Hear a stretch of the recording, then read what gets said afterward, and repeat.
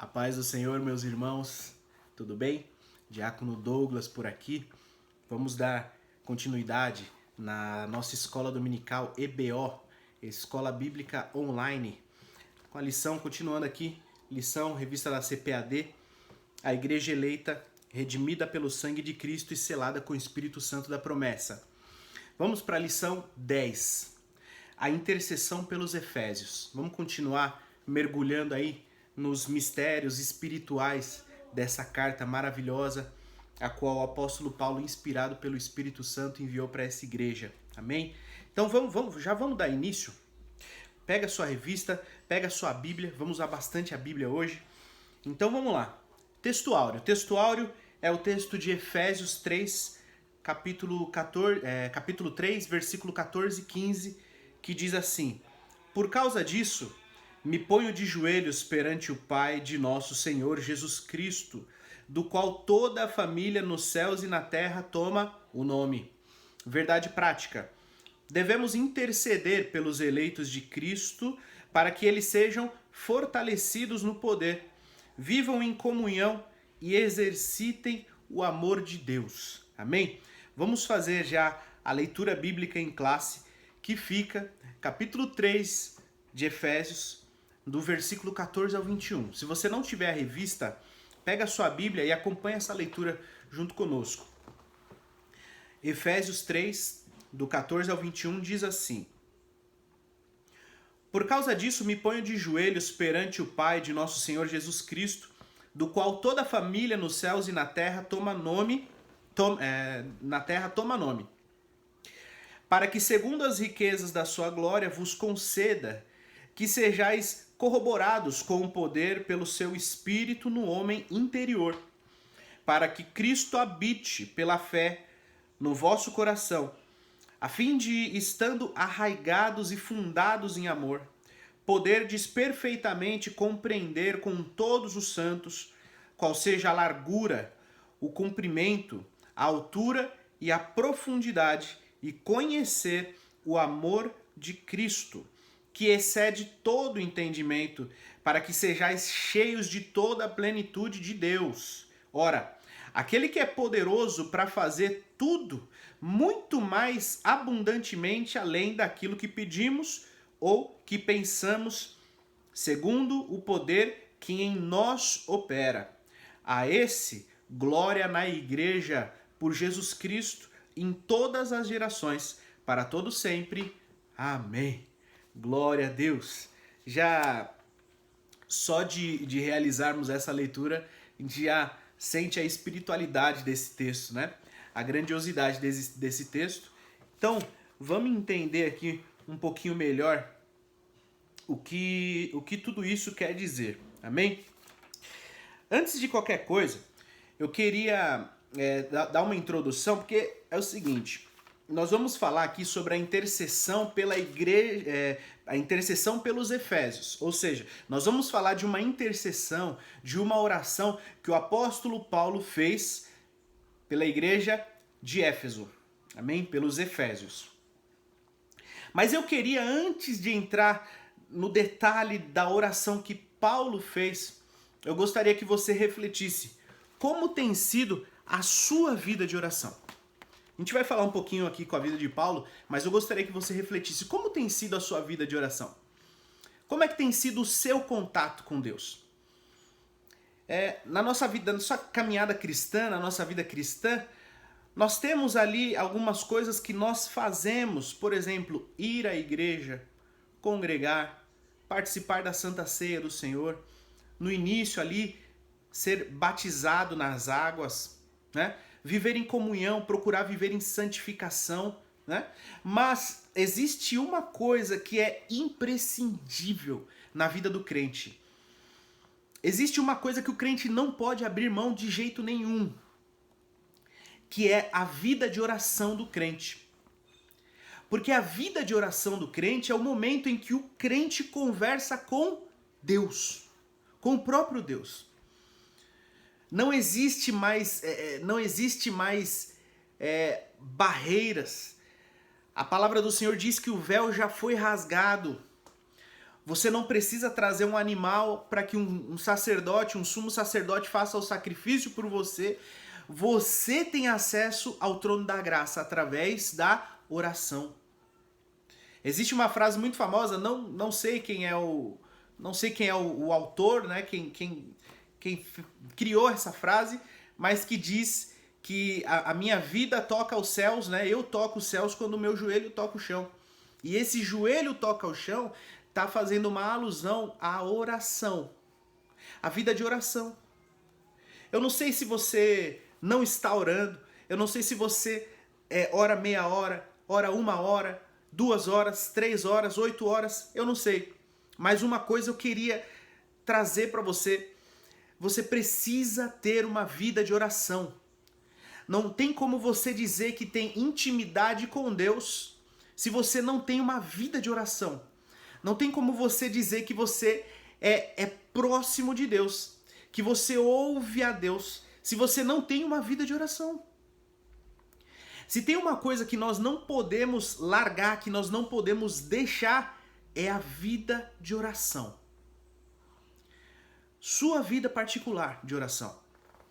E aí o Senhor Jesus, como mestre que é, sempre foi, sempre será, ele diz: quando for orar, entra no teu quarto, fecha a porta, e o Pai, que te vê em secreto, te recompensará. Aí você vê lá no Antigo Testamento a palavra do Senhor através do profeta Jeremias: clama a mim e responder-te-ei e anunciar-te-ei coisas grandes e firmes que não sabes. Mas passará a saber através da vida de oração. Você vê aqui na nossa lição, na revista, ele tem um plano de leitura, vai aparecer ao contrário para você, mas ele tem um plano de leitura segunda, terça, quarta, quinta, sexta e sábado. É a leitura diária. Aí você vê que na segunda-feira tem um texto de Mateus 6,7, onde Jesus ensina os discípulos a orar. Em Filipenses, onde nós devemos apresentar as nossas petições a Deus. 1 João 5,14, que diz que Deus, segundo a sua vontade, Ele ouve a nossa oração. Ou seja, Deus está interessado em ouvir a sua oração. Ele está interessado em ouvir o que você tem a dizer a Ele, segundo a vontade dEle. Aí você vê Jesus dizendo que nós não devemos usar vãs repetições, né? Não é uma reza, é uma oração, é uma conversa, onde você apresenta as suas petições ao Senhor. E não porque você fala palavras bonitas diante dele, não é por conta disso, mas é porque, segundo a vontade dele, ele quer te ouvir. Você vê na sexta-feira, repetindo aqui o texto de Jeremias que diz: clama a mim, responder-te-ei, anunciar-te-ei coisas grandes e firmes que não sabes. E no sábado tem um texto, Romanos 8,26, que diz que o Espírito Santo intercede por nós com gemidos inexprimíveis. Ok, o Espírito Santo intercede por mim com gemidos inexprimíveis. E eu faço o quê? Eu vivo a vida e esqueço a oração? Deixa eu te contar uma coisa. A oração, nós vamos aprender aqui, é o que te fortalece. A oração é quando você está ali naquele momento de ansiedade por alguma coisa, por alguma resposta, e o Senhor derrama o bálsamo dele através da oração. E você levanta daquela oração fortificado. A oração é indispensável na vida do crente. E eu gostaria de encorajar você, gostaria de orientar você que inicie, caso não tenha, a sua vida de oração. E faça um propósito. Olha, de segunda amanhã até sábado que vem, eu vou separar tal período para ajoelhar os meus joelhos e orar diante do nosso Senhor. Amém? Vamos falar sobre a oração agora, sobre a intercessão do apóstolo Paulo, mas eu gostaria que você refletisse sobre a sua vida de oração. Amém? Vamos iniciar aqui. Eu quero já então ler aqui o texto de introdução que diz assim: após revelar o mistério oculto e todas as suas dádivas, o apóstolo Paulo passa a orar em favor da igreja de Cristo. Na intercessão paulina, Aprendemos que Deus pode fazer tudo além do que pedimos ou pensamos, sendo Ele o único que é digno em ser glorificado. Refletir sobre a oração intercessora do apóstolo é o tema dessa lição. Então, primeira coisa que eu queria iniciar aqui nessa introdução é o que significa a palavra intercessão, né? O que é uma oração intercessora? Intercessão do original significa pedir algo, apresentar uma petição, pedir algo. Então, essa oração intercessora é uma oração com a o apóstolo Paulo está pedindo algo para a igreja de Éfeso. Mas é muito interessante também nós termos firmes, visto que o livro de Efésios é um livro extremamente espiritual, onde nós falamos de bênçãos espirituais, nós falamos de coisas espirituais. E essa intercessão do apóstolo Paulo pela igreja de Éfeso também é uma intercessão por revelações espirituais, por fortalecimento espiritual, para que abra a mente e o entendimento para entender as coisas do Espírito. E aí eu gostaria de dizer para você, quando você orar, quando você se ajoelhar diante de Deus e apresentar as suas súplicas, não apresente apenas as súplicas materiais, aquilo que você precisa, que você pode apresentar, porque Deus ele é Pai e Ele cuida da nossa vida no âmbito completo, tanto espiritual como material. Mas eu gostaria de pedir para que você também peça para que o Senhor te dê iluminação para entender as coisas espirituais, te fortaleça no espírito, porque às vezes a gente está passando por uma prova e às vezes a gente acha que é falta de algo material que nós ainda não recebemos e nós ficamos insistindo naquele algo material, quando na verdade o Senhor quer mudar alguma coisa no nosso espírito, quer nos fortalecer para conseguir passar por aquela situação naquele momento. Então, às vezes a situação que nós passamos são coisas que nós precisamos ser fortalecidos no espírito, receber entendimento espiritual. Então, procure balancear os pedidos materiais e os pedidos espirituais. Não esqueça que o nosso Deus é espírito e importa que os que o adorem em espírito e em verdade. Amém? Então vamos iniciar aqui no tópico 1, que se chama Corroborados com o Poder do Espírito, que diz: o apóstolo inicia sua oração com um pedido duplo. O poder do Espírito no homem interior e a presença de Cristo no coração dos crentes. Vamos entender, isso está em Efésios 3, 16, 17. Então vamos no subtópico 1, que se chama As riquezas da sua glória. Diz assim: Paulo apresenta na sua oração confiado nas riquezas de sua glória, a de Deus. O apóstolo já havia declarado que Deus é o Pai da glória. Isso está lá em Efésios 1,17. Cheio de abundantes riquezas de sua graça. O que significa que ele é possuidor de todas as glórias e dispenseiro de ricas e ilimitadas bênçãos. Em razão disso, Paulo pede para que a igreja seja fortalecida com poder, que seja habitada por Cristo, que compreenda o amor divino e tenha pleno desenvolvimento espiritual. Então vamos lá, esse primeiro tópico, como diz aqui, as riquezas da sua glória.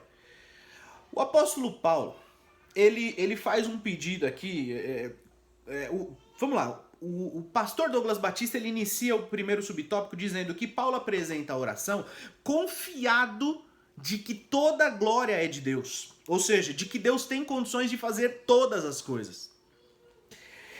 E é importante que não haja limite na nossa confiança em Deus e na nossa esperança de Deus, porque nós não estamos conversando com o Deus do sol, ou com o Deus das águas, ou com o Deus da natureza, ou com o Deus da madeira, com o Deus da lua, com o Deus de Marte.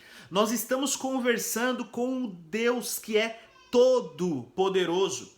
Esse Deus na Bíblia, ele é apresentado como o Criador dos céus e da terra. Criador do cosmos. Criador do tempo e espaço. Ele é criador de tudo. Logo, ele sendo criador de tudo, não há limites para o que ele pode fazer.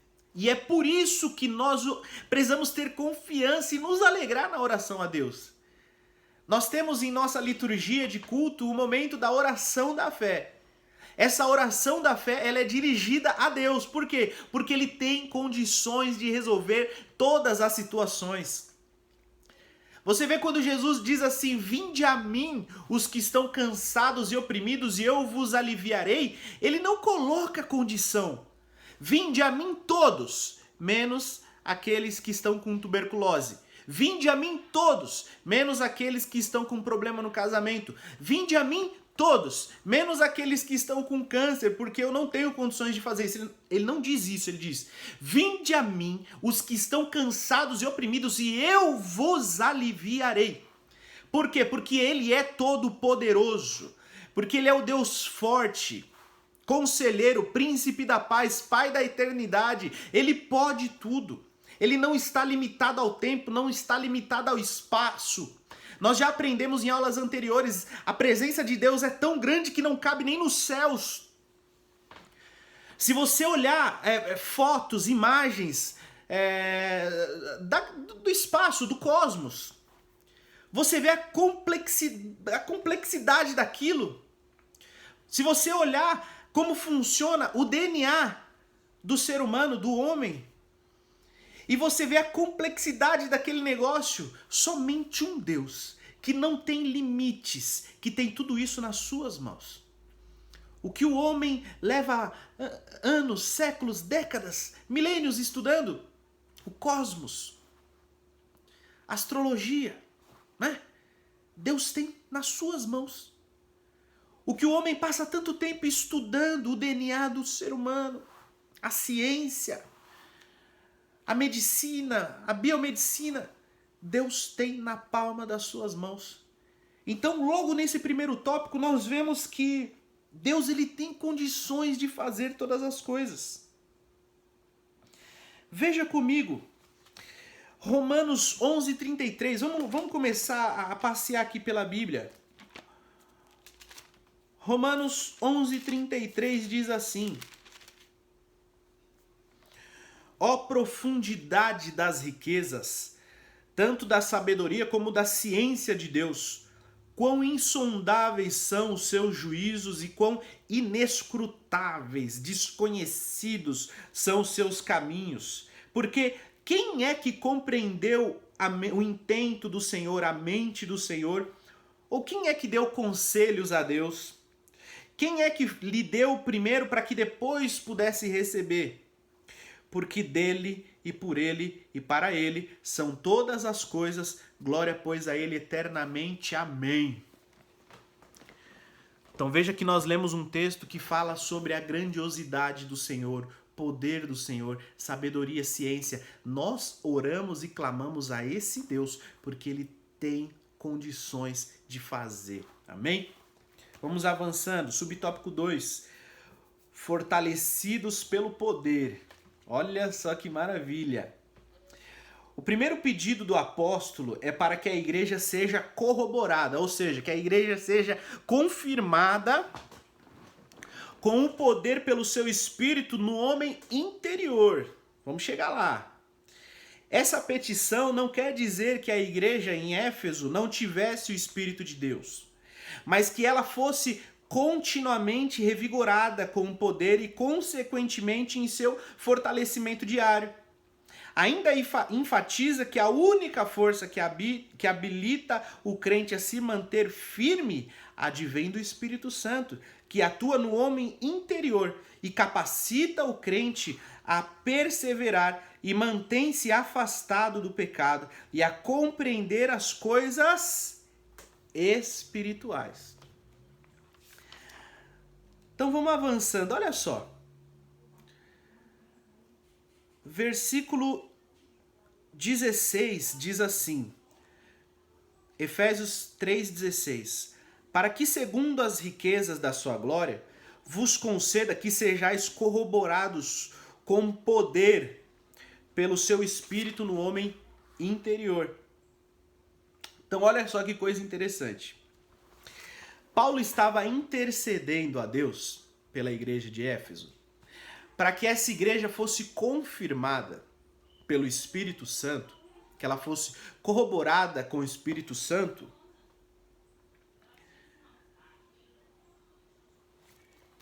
Vamos lá, 16 de novo. Para que ela fosse confirmada pelo Espírito Santo com o poder do Espírito no homem interior. E o que é esse homem interior? É a nossa alma. É a nossa personalidade independente desse corpo. Porque nós sabemos que o homem é feito de corpo, alma e espírito. Aqui ele está falando da personalidade do homem. O que ele está pedindo aqui não é que a igreja de Éfeso seja fortalecido na carne, mas que seja fortalecido na alma, na personalidade dele, para que ele entenda as bênçãos espirituais. Vamos ler? Gálatas.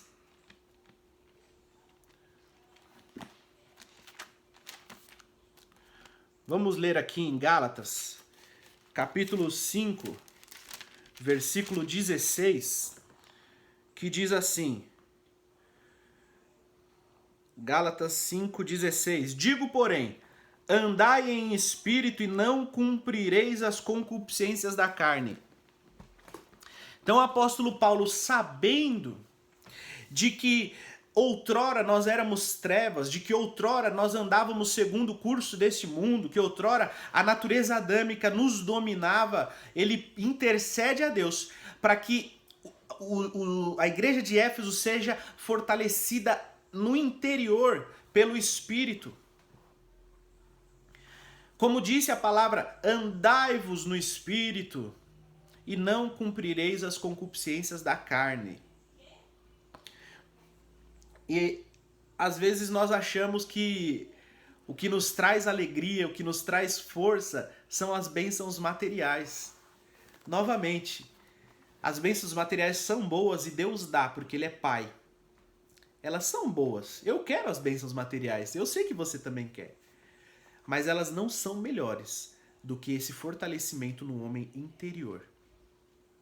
Esse fortalecimento no homem interior, ele faz com que você não tenha o coração dobre, com que você não fique em cima do muro, com que você não tenha medo, como o salmista disse, ainda que os montes se lancem sobre os mares, ainda que a terra se mude, ainda que as águas rujam, não temerei. Por quê? Por esse fortalecimento no homem interior que o Espírito Santo nos traz. E é interessante que esse fortalecimento interior que o apóstolo Paulo está pedindo não é um fortalecimento momentâneo. Fortaleçam eles nesse momento de prova que eles estão passando. Senhor, me fortaleça nesse momento de prova que eu estou passando. Não. Ele está pedindo um fortalecimento contínuo, um vigor contínuo. Ele está pedindo aqui um fortalecimento diário. E ele só está pedindo isso ao Deus dos céus e da terra porque ele sabe que o Senhor é o único que tem poder para fortalecer o homem. Tanto na carne, como na alma, como no espírito. O Senhor, se Ele toma conta da nossa mente, dos nossos sentimentos, nós vivemos de uma outra forma. No Salmo 46 é muito importante, muito interessante que o salmista escreve: Deus é o nosso refúgio, fortaleza, socorro presente na hora da angústia. Na hora da angústia. E ele estava ali declarando que o Senhor é o refúgio, é a fortaleza, no momento em que Israel estava sendo cercado pelo exército de Senaqueribe. Em que Israel estava em vias de ser invadido. Mas o salmista, ele escreveu: Deus é o nosso refúgio e fortaleza. Ou seja, o que é isso? É a alma e o espírito tendo confiança em Deus. É a alma e o espírito demonstrando a confiança em Deus. E o apóstolo Paulo, sabendo que isso é extremamente importante, intercede a Deus para que a igreja de Éfeso seja fortalecida no homem interior. No homem interior. E fazendo até uma piada, é por isso que não tem aparelhos de academia dentro de uma igreja. Porque nós não precisamos fortalecer a carne. É o homem interior. Amém? Aleluia. 3. Habitados por Cristo. O apóstolo também orou para que Cristo habitasse pela fé nos corações dos santos. O que também não significa dizer que Cristo não estivesse presente na igreja em Éfeso. No versículo em questão, o verbo grego katoiken significa habitação permanente, em oposição à habitação temporária. Isso indica que a igreja apostólica isso indica que a oração apostólica era para que Cristo habitasse continuamente na vida da igreja. Assim, o ensino apostólico ratifica que sem Cristo a igreja não pode subsistir às forças do mal. Então veja só, o apóstolo Paulo ele pediu para que a igreja fosse fortalecida no homem interior pelo poder do Espírito, corroborada, confirmada pelo poder do Espírito no homem interior. Ou seja, fortalecimento interior. Mas ele pediu também para que Cristo habite em cada crente. E aqui ele diz que isso não significa dizer que Cristo não estava na igreja. Você vai ver em Apocalipse que Cristo ele estava no meio dos 7 castiçais, significa que ele está no meio da igreja. Que ele tem as estrelas nas suas mãos e significa que ele tem ali os anjos, os pastores da igreja nas suas mãos. Não significa que Cristo não estava na igreja de Éfeso, mas significa que ele estava pedindo para que Cristo habitasse no interior de cada crente. E novamente, não uma habitação momentânea, para que esse crente vire um cooperador, para que ele, vamos dizer assim, entre aspas, suba de cargo para diácono, para presbítero, para evangelista, para pastor. Não. Ele está pedindo para que Cristo habite permanentemente dentro de cada crente. E nós aprendemos que uma igreja bem ajustada, que é firmada na pedra de esquina, na pedra fundamental, na pedra angular que é o próprio Cristo, cresce. Esse edifício cresce. Então, o que o apóstolo Paulo está pedindo? Para que os crentes sejam corroborados, confirmados no Espírito, mas que Cristo também habite neles. Vamos ler? Abre aí sua Bíblia em João 15, 5, que diz assim: Eu sou a videira, vós as varas. Quem está em mim e eu nele, este dá muito fruto. Por quê? Porque sem mim, nada podereis fazer. Ah, que palavra maravilhosa. Jesus dizendo, eu sou a videira, aquele que está em mim e eu nele, esse dá muito fruto, porque sem mim nada podereis fazer. Aí você vê também em Mateus 16, 18, Jesus dizendo que as portas do inferno não prevalecerão sobre a igreja que está fundada sobre a rocha que é Cristo. Ou seja, se Cristo não estiver nesse edifício, se ele não for o fundamento desse edifício, as portas do inferno prevalecerão. Sabendo disso, o apóstolo Paulo pede para que Cristo habite em cada crente que é templo do Espírito Santo. Para que Cristo seja a pedra de esquina de cada crente. Para que essa igreja esteja bem ajustada. Para que esse crente esteja bem ajustado. Para que esse crente esteja confirmado no Espírito e tenha a habitação de Cristo dentro dele. Para quê? Para que ele cresça. Para que ele dê muito fruto. E para que ele possa fazer alguma coisa. Porque se Cristo não habitar em mim e em você, irmão, como disse a palavra, nada nós podemos fazer. Amém?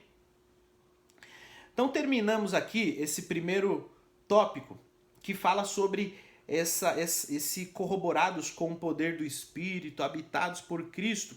Vamos avançar agora, porque na oração do apóstolo Paulo, ele vai falar sobre sermos arraigados e fundados em amor, que é o título do tópico 2. e que a introdução do tópico 2 diz assim: o amor é a mensagem central do Evangelho de Cristo. Um dos propósitos da oração de Paulo foi para que a igreja entendesse e exercitasse o amor de Deus. Amém? Então, vamos entrar aqui nesse primeiro subtópico que diz amor, a virtude cristã. Já vimos sobre ser fortalecidos no Espírito, já vimos sobre ter Cristo habitando em nós. Agora, vamos entender essa questão do amor. Nas Escrituras, o amor é atributo divino. Aquele que não ama não conhece Deus. Por quê? Porque Deus é amor. Foi por amor que Cristo se entregou para resgate da humanidade. O amor é o resumo da lei e dos profetas. O sinal dos discípulos de Cristo está em João 13:35. A prova da filiação com Deus, 1 João, capítulo 4, 7. E deve ser expresso por meio de atitudes concretas. O amor é o maior de todas as virtudes e o princípio que norteia o fruto do Espírito. Ciente dessa relevância, o apóstolo implora a Deus para que o viver da igreja seja arraigado e alicerçado no amor. Então vamos lá, irmãos. A palavra amor, que para nós é amor no português, no grego, ela, dependendo do sentido de amor, eram nomes diferentes. Então, eu não quero me ater a isso, senão eu vou perder todo o tempo da aula explicando isso. Mas, posteriormente, podemos conversar sobre isso. Mas você vai ver o amor filéu, você vai ver o amor ágape. São, dependendo do tipo de amor. Então, o amor de um pai, homem para um filho, uma filha, né? O amor do marido para sua esposa. Amém? E existe um amor que é o amor de Deus para com o homem, que nós vamos, o que nós vamos focar aqui, que é o amor ágape. Esse amor ágape é um amor que ele não é motivado por algo. Deus nos amou não porque nós sejamos melhores ou porque nós tenhamos entregues algo ao Senhor. Ele nos ama pela sua vontade. É um amor que não espera nada em troca. É um amor que não é gerado por algo, né? Ou por alguma atitude, ou por alguma ação. É algo que vem do próprio Deus imutável. O próprio Deus que não muda, veio de dentro dele. E é esse tipo de amor que a Bíblia diz que nós devemos manter para com Deus e uns para com os outros. Dito isso, eu queria que você abrisse a Bíblia comigo. Vamos lá. Abra sua Bíblia em Deuteronômio 7, 7 e 8. Deuteronômio, capítulo 7, versículos 7 e 8, que diz assim: o Senhor não tomou prazer em vós, nem vos escolheu, porque a vossa multidão era mais do que a de todos os outros povos. Pois vós erais menos em número do que os outros povos, mas porque o Senhor vos amava, e para guardar o juramento que jurava a vossos pais, o Senhor vos tirou com mão forte e vos resgatou da casa da servidão e da mão de Faraó, rei do Egito. Olha que texto maravilhoso! O Senhor não tomou prazer em vós, ó Israel, porque vocês eram maiores do que os outros povos. Na verdade, vocês eram menores. Mas o Senhor vos tirou da casa da servidão porque Ele amava vocês. Ou seja, Ele não recebeu nada de vocês para amar vocês. Ele beneficiou vocês com a liberdade, com a libertação, porque Ele nos amava. É um amor que não é motivado por algo. Você vai ver no livro de Malaquias a palavra do Senhor dizendo, Deus dizendo ao povo: eu vos amei e vós me perguntam em que o Senhor nos amou. Porque nós não estamos recebendo as bênçãos materiais que o Senhor deveria nos dar. Nós não estamos prosperando como nós achamos que deveríamos prosperar. Em que o Senhor nos amou? Eu não consigo entender esse amor. É o que o povo de Israel dizia para Deus. Deus dizia: eu vos amei. E o povo dizia: em que o Senhor nos amou? Eu não entendo esse amor. Eu não estou vendo os benefícios desse amor. Em que o Senhor nos amou? E aí o Senhor responde: não era Esaú, primogênito, irmão de Jacó? Eu aborrecia Esaú e amei Jacó. É um amor que ele não recebeu nada de Jacó para amar a Jacó, para escolher o povo de Israel. É um amor que não foi motivado por algo. Jacó não tinha nada a oferecer a Deus. Abraão não tinha nada a oferecer a Deus. Eu não tenho nada a oferecer a Deus e você também não. Mas esse amor ágape, ele não é motivado por algo, ele veio do próprio Deus. Abra comigo.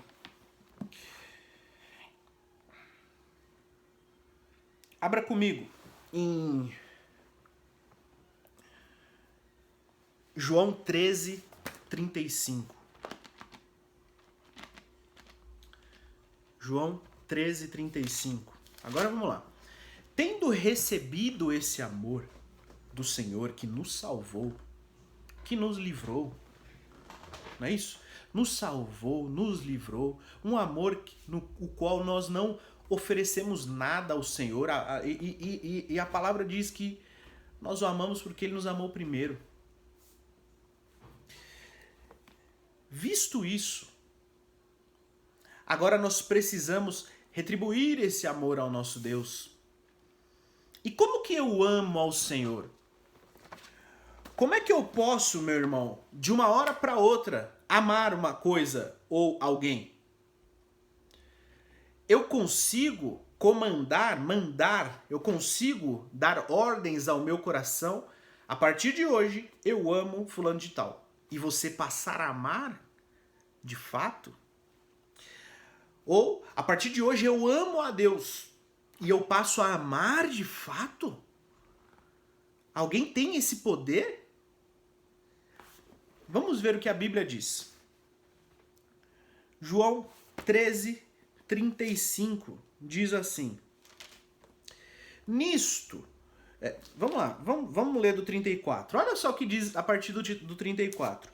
Um novo mandamento vos dou, que vos ameis uns aos outros como eu vos amei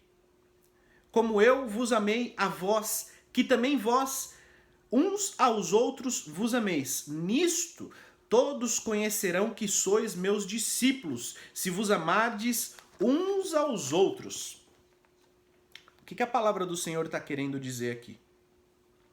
Está querendo dizer que nós demonstramos o nosso amor a Deus obedecendo a sua palavra. Como disse Jesus, aquele que me ama, obedece a minha palavra. Aquele que me ama, obedece os meus mandamentos. Aquele que me ama, ele ouve a minha voz e ele me obedece. Como é que eu posso amar a Deus? Com todas as minhas forças, com todo o meu coração, com todo o meu entendimento. Obedecendo ao Senhor, propositalmente. Isso você pode fazer. Você pode amar a Deus obedecendo ao Senhor, obedecendo a sua palavra, obedecendo aos seus mandamentos, como nós temos lido aqui. Aleluia! E a palavra diz que nisto nós seremos reconhecidos como discípulos do Senhor se nós amarmos uns aos outros como Deus nos amou, sem esperar nada em troca. Aquele que quiser ser o maior, seja o menor. Como Jesus fez, ele não veio para ser servido, mas veio para servir. É o mesmo tipo de atitude que nós temos que ter. A palavra do Senhor diz assim, que haja em vós o mesmo sentimento que houve em Cristo Jesus, que haja em mim essa humildade, porque não adianta, meu irmão, não adianta eu colocar o meu terno, colocar ali a minha gravata, né? Eu ir para a igreja todos os dias, participar de todos os cultos, se eu não amo, se eu não tenho amor, esse amor que não espera nada em troca. E é disso que o apóstolo Paulo está falando. Vamos ler 1 Coríntios 13, 13. Olha o que diz 1 Coríntios 13, 13. Diz assim: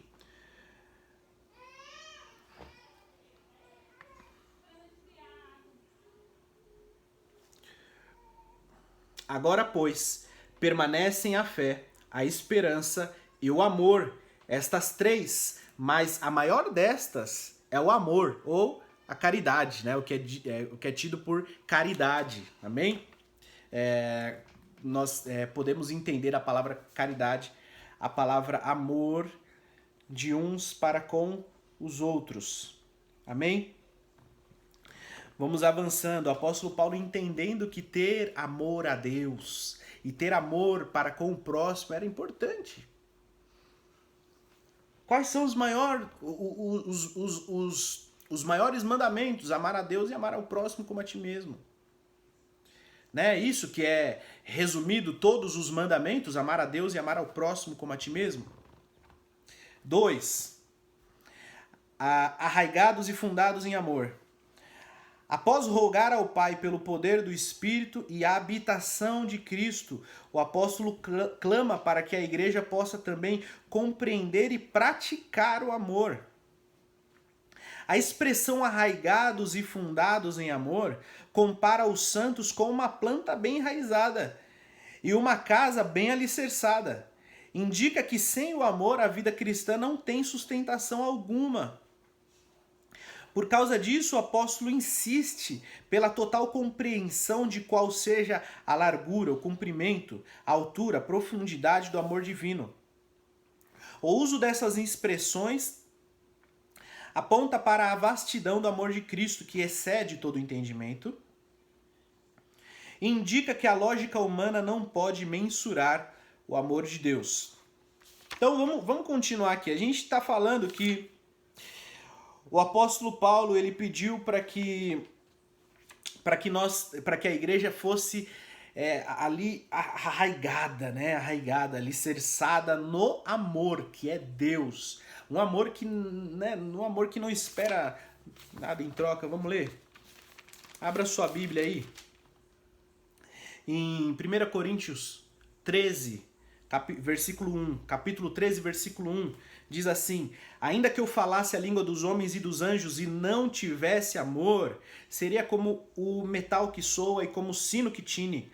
Ainda que eu tivesse o dom de profecia e conhecesse todos os mistérios e toda a ciência, e ainda que tivesse toda a fé de maneira tal que transportasse os montes e não tivesse amor, nada seria.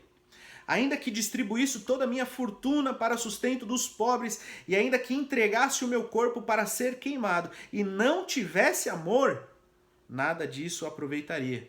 O amor é sofredor, é benigno. O amor não é invejoso. O amor não trata com leviandade, não se ensoberbece, não se porta com indecência, não busca os seus interesses, não se irrita, não suspeita mal, não folga com a injustiça, mas folga com a verdade.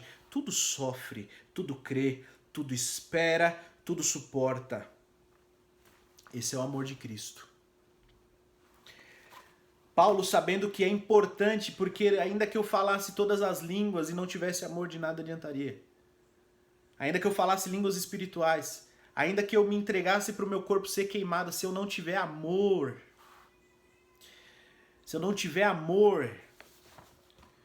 E aí, meu irmão, eu quero repetir aqui, mas olha o que diz, que amor é esse? O amor que é sofredor, que é benigno, um amor bom, um amor que não é invejoso, um amor que não trata com leviandade, que não se ensoberbece, não trata com indecência, um amor que não busca os seus interesses.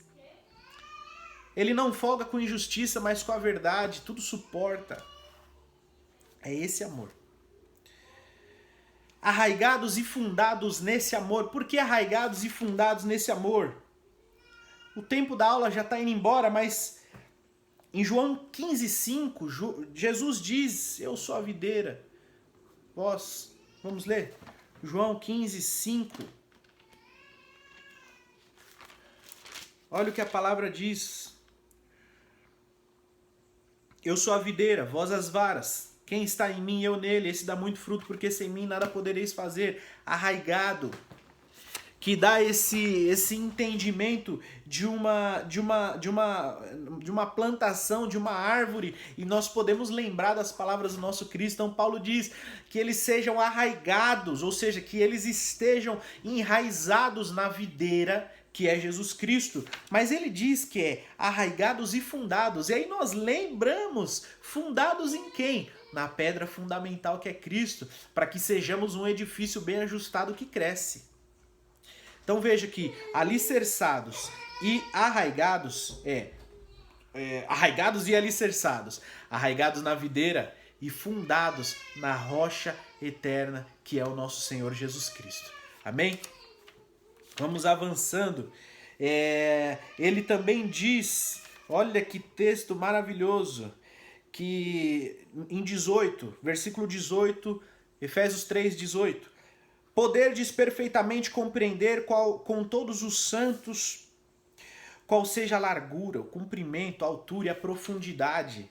E aí o apóstolo Paulo está dizendo que só o Espírito Santo pode nos ensinar qual é a largura, a altura, a profundidade do amor de Deus.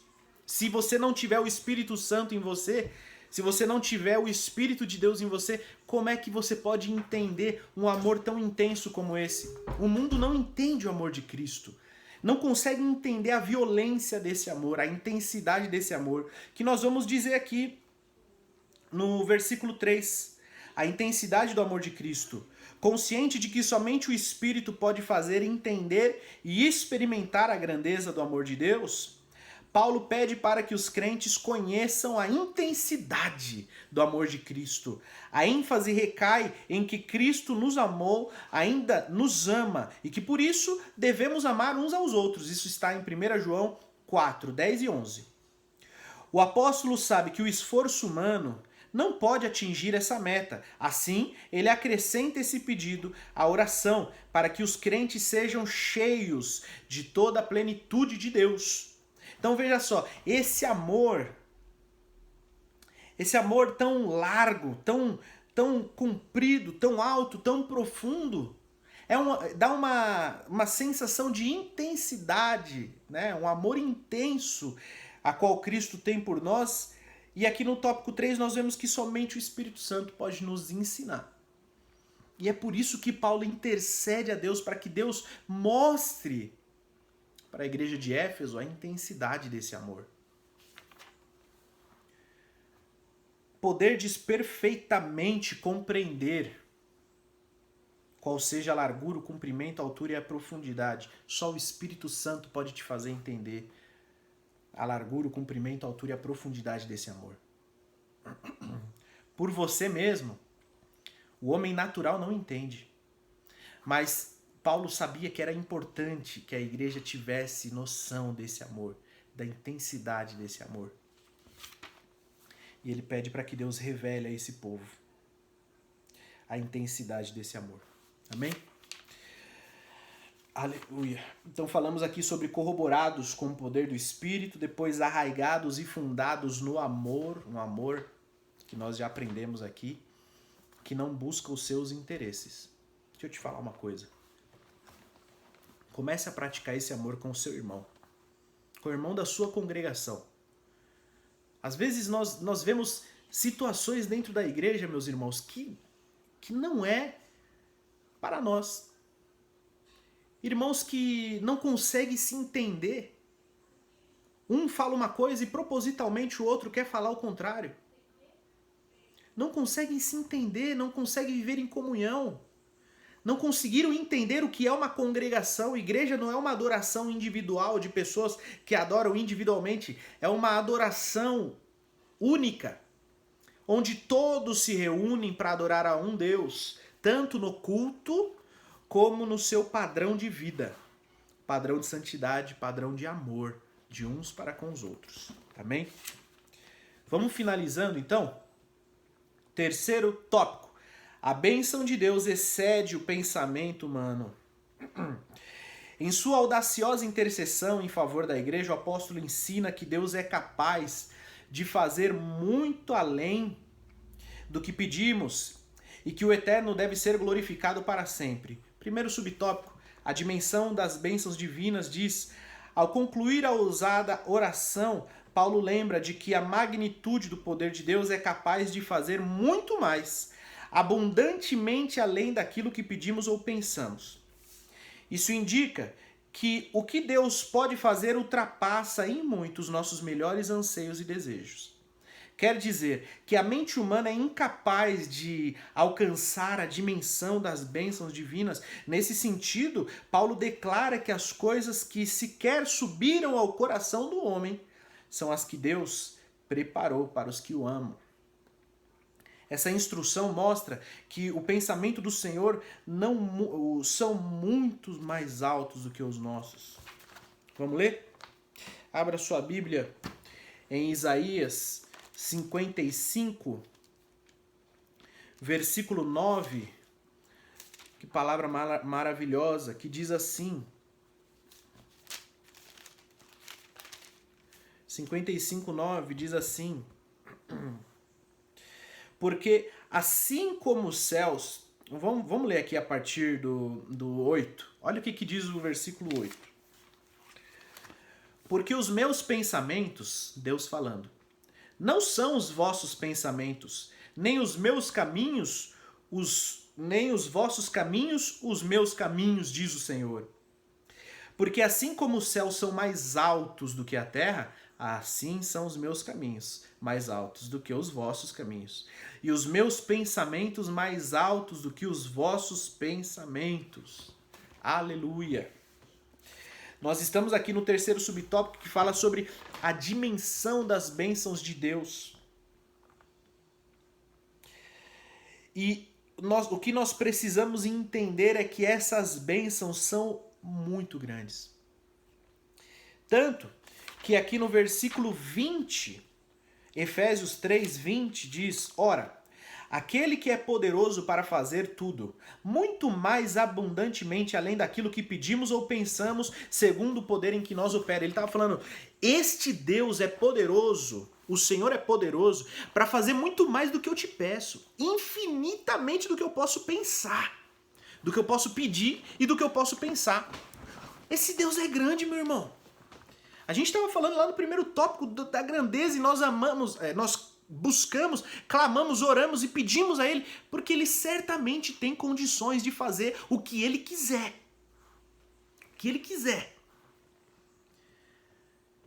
E aí Paulo diz que aquele Deus, Ele é poderoso para fazer infinitamente mais do que podemos imaginar, do que podemos pedir. E é o que Deus disse em Isaías: os meus caminhos são muito mais altos que vocês. Assim como os céus são mais altos, os meus pensamentos e os meus caminhos são muito mais altos. Não dá para comparar. Então, assim, por isso que nós somos orientados pelo apóstolo Tiago a pedir com fé. Porque Deus tem condições de fazer. Ele não vai fazer tudo o que você quer, mas se você pedir algo que está no coração de Deus, Ele tem condições de fazer. E não somente de responder a sua oração, mas de fazer infinitamente mais do que podemos imaginar. Vamos terminar a leitura que diz: desse modo, o poder divino que age na vida do crente e suas bênçãos disponíveis são impossíveis de dimensionar. Não dá para dimensionar. A grandeza do poder do nosso Deus é capaz de responder para além das mais corajosas orações. E aqui ele nos lembra de 1 Reis 3, do 5 ao 14, onde Salomão disse: Senhor, me dê um coração entendido para que eu possa guiar o seu povo. Pediu sabedoria a Deus para que pudesse reinar, para que pudesse julgar. E aí o Senhor disse: olha, porque você me pediu isso e não me pediu outras riquezas, eu vou te encher de bênçãos abundantes, incontáveis. Você vai ter paz no seu reino. Você vai ter prosperidade no seu reino. Você vai ter sabedoria.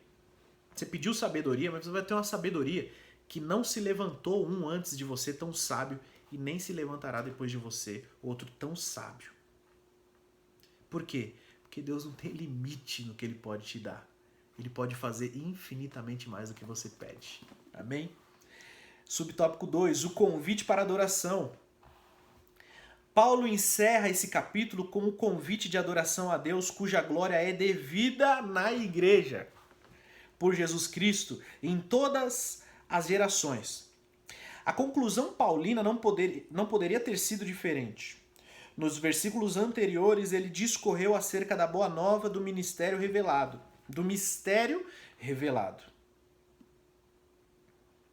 Das muitíssimas riquezas de Cristo conferidas à igreja, da grandeza do poder de Deus e da infinitude do amor e de todas as bênçãos divinas que excede a compreensão humana. Além dessas coisas, dessas demais bênçãos, a única coisa a ser acrescentada era o louvor a Deus, detentor de tamanhas dádivas. Veja só.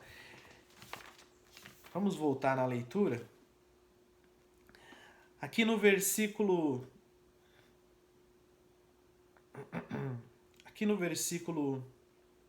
20, ele diz que aquele que é infinitamente mais, aquele que é poderoso para fazer muito mais, abundantemente além daquilo que pedimos e daquilo que pensamos, segundo o poder que em nós opera, a esse, glória na igreja. Isso aqui, esse texto mostra que a glória que é tributada a Deus é através da igreja, irmão. É por isso que nós estávamos falando em outras aulas. Não tem essa de crente desigrejado. Precisa fazer parte de uma comunidade, precisa fazer parte de uma congregação, precisa congregar, precisa cultuar na igreja, porque nós aprendemos que agora é através da igreja que a multiforme sabedoria de Deus é revelada. Paulo, ele vai terminando a sua oração já com uma doxologia. Lembra? Doxologia? Doxo, glória. Logia, palavra. Uma glorificação, uma palavra de glória, uma adoração.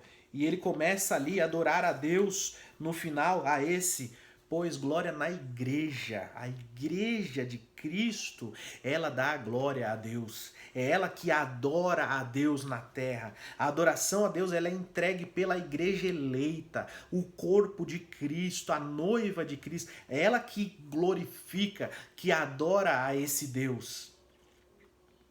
Glória a Deus na igreja. Agora é pela igreja a multiforme sabedoria de Deus. Aleluias. E o subtópico 3 que diz, a glória devida a Deus. Finalmente Paulo prossegue a ensinar que Deus deve ser glorificado na igreja em Cristo. Quer dizer que os atos de louvar e glorificar a Deus fazem parte de um propósito da instituição da igreja.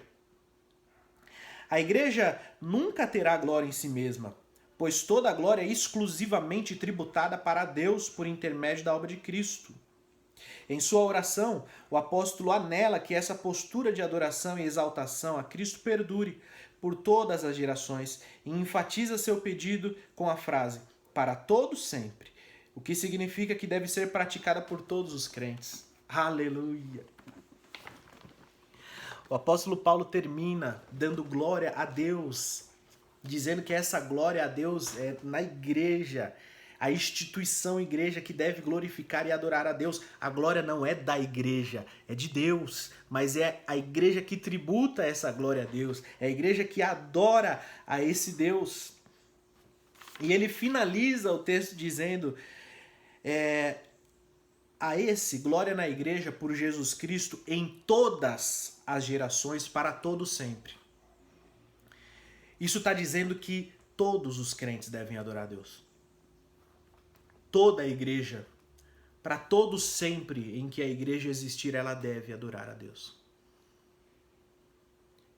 E nós adoramos a Deus não só pelas bênçãos materiais, mas eu insisto em bater nessa tecla, pelas bênçãos espirituais.